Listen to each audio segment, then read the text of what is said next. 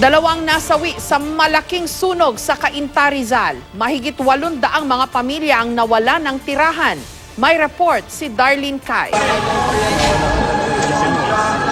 Mula sa Himpapawid, kita ang lawak ng sunog sa mga bahay sa San Buena Compound, Barangay Santo Domingo, Cainta, Rizal. Pasado alas 5 ng hapon kahapon nang magsimula ang sunog.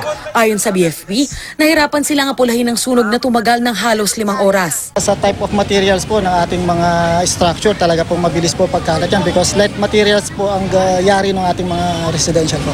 Umabot sa 42 truck na bumbero ang rumisponde sa sunog. May mga bumbero na galing sa ibang lugar ang nahirapan dahil sa mabigat na daloy ng trapiko. Malaking factor po talaga ang traffic condition po, lalo na po dito sa papunta rito, Metro Manila. Kabilang sa mga nasunugan si Roji Garcia. Pinundan ng asawa ko bago siya nawala.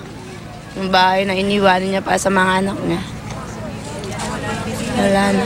Ang kapitbahay niyang si Ederlina nawalay pa sa kanyang mga kaanak habang lumilikas. Takbuhan na kami. Yung mga gamit namin, di nasalba. Si Bebe, bet ko to.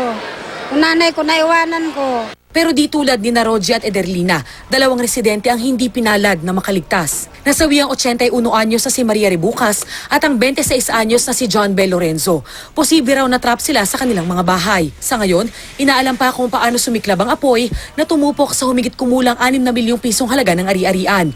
Nasa 800 pamilya ang nawalan ng tirahan dahil sa sunog. Ayon sa lokal na pamahalaan, pag-aaralan pa kung magdedeklara ng state of calamity sa barangay. Bukas sila sa sino mang nais tumulong sa mga apektadong residente.